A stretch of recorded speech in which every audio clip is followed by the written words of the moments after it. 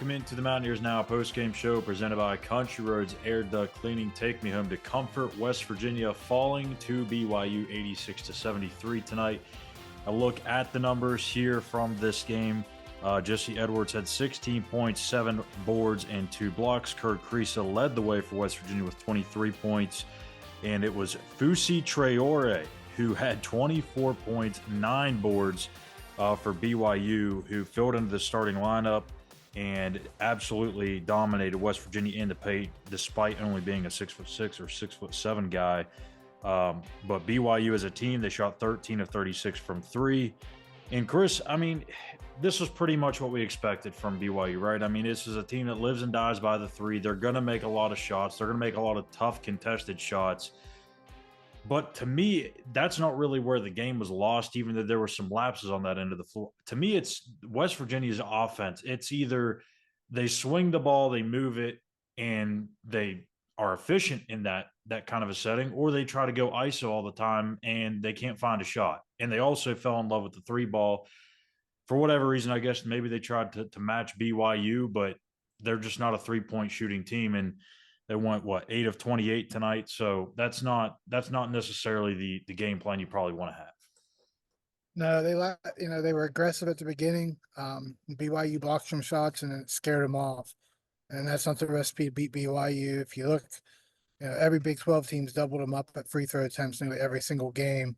And West Virginia didn't take advantage of that. They didn't get them in foul trouble. And when you just pretty much any team outside of BYU, if you fall in love with jump shots, you're not going to win. You got to get to the line. You got to get them in foul trouble.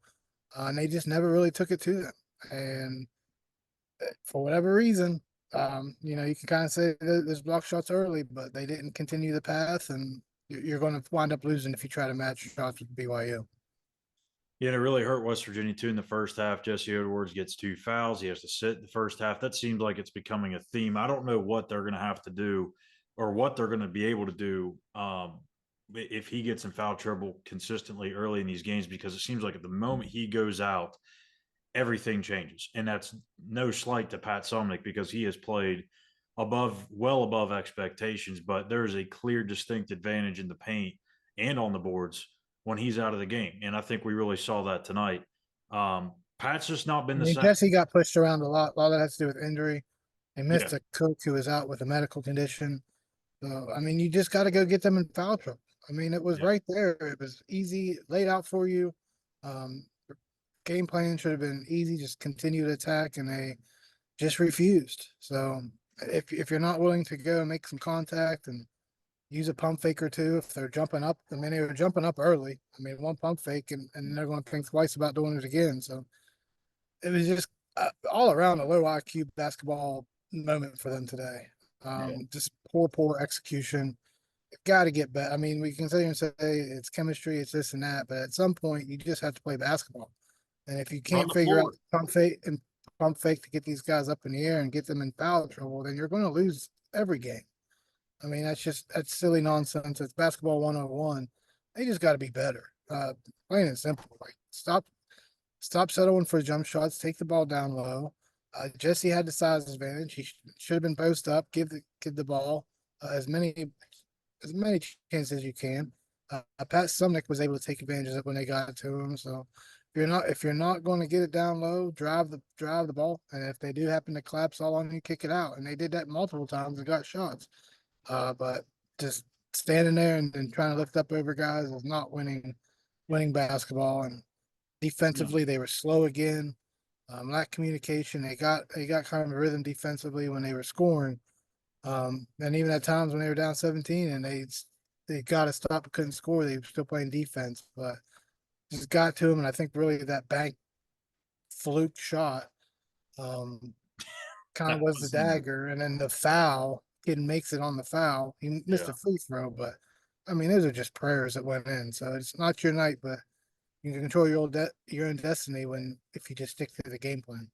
I mean, they got crushed off the dribble again. I mean, it's been a reoccurring theme, but I think specifically with this team, if you're getting crushed off the dribble time and time again, and you're just kind of getting lazy with it after they blow by you, that's when the 3-point shots start to open up, because then you think they're just going to crash to the basket. All of a sudden they swing it and they kick it out, wide open three. And these guys, they're not closing out. They're not running them off the line. I mean, we talked about it before the game. I mean, they have shot over 120 some more 3-point attempts than anybody else in the Big 12. I mean, this is what they live and die by. Run them off the line. They're still going to shoot their share amount of threes. There's no question about that. That's what they do. But you have to know that there's way too many there's way too many possessions where it just looked like they were lost and they were surprised that they took a three. I mean, there's got to be communication. They've got to be quicker. There's got to be some movement. And I don't know. I think they just getting crushed off the dribble is a big part of it. Yeah, not getting back on defense and transition. I mean, they just didn't play well at all. It's not the team that we've seen the Coliseum as of late. So they had a week off to figure it out, and I would be hammering all those losses and looking and saying, "Look, you're flat-footed as they're driving by you." How's that even possible at this Stop level? the ball. So it is one of the, it's not a surprise that they lose. It's how they lost, and I think that's a little bit of surprise considering how they played. So got to figure it out. I mean, defensively, they've just been atrocious at times, and today was one of those days where you're reacting after they're already by you. At that point, it's over. So I don't slide down to the guy that's helping, slide down to his man, because you're cooked. And guys were open. They took advantage of the numbers, and they're going to make open threes. Yeah, I mean, they got out to a lead as much of 17, and it felt like West Virginia was just slowly chipping away. And every time they chip away, BYU would make a ridiculous shot. Like the step back three that he banked in, the three that he got fouled on. I mean, it was just one thing after another. BYU somewhat had an answer as soon as that lead got trimmed down to about 5, 6, or 7. They found a way. Back to Traore, because I want to get your take on this. How does he have that kind of night? Because I mean, I understand Edwards was in foul trouble in the first half, but in the second half, he was scoring over Edwards. I mean, this is a guy that's 7 inches smaller than Jesse, and and I get Jesse's probably trying to be careful with this foul situation, but you can't let this kid go off for 20 some points. He weighs more than Jesse, and he was able to carve out space just to get enough room to put it up on the rim, and it went in. Heard Huggins talk about it for years about the forwards that he had. You have to get it up over rim, and credit to him, he did. He just created enough space with his size that he was up to give it up over Jesse. He weighs more than Jesse, and when you have a hurt wrist, they're going to just take advantage of it.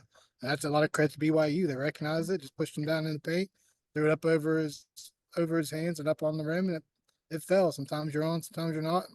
This is just one of those nights where pretty much everything BYU felt like they threw up went in, but all he did was just get it up over the rim. It's really that simple at times. Just kept backing them in, pushed them, did it to Pat as well. Pat really had no excuse for it, but when you got a big, strong guy like that, and they feel you on your back, pushing back, man, they can make you look silly, and that's just good technique, and that's just good coaching and good fundamentals by him.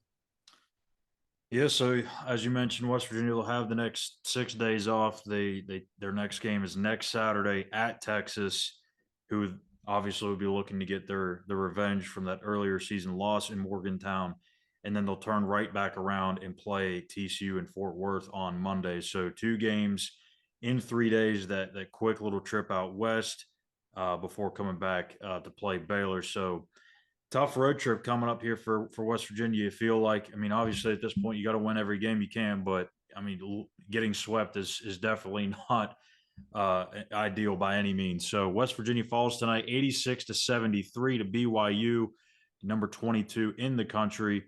And that'll do it for us tonight here on the Mountaineers Now postgame show presented by Country Roads Air Duct Cleaning. We'll be back next week when West Virginia takes on the Texas Longhorns.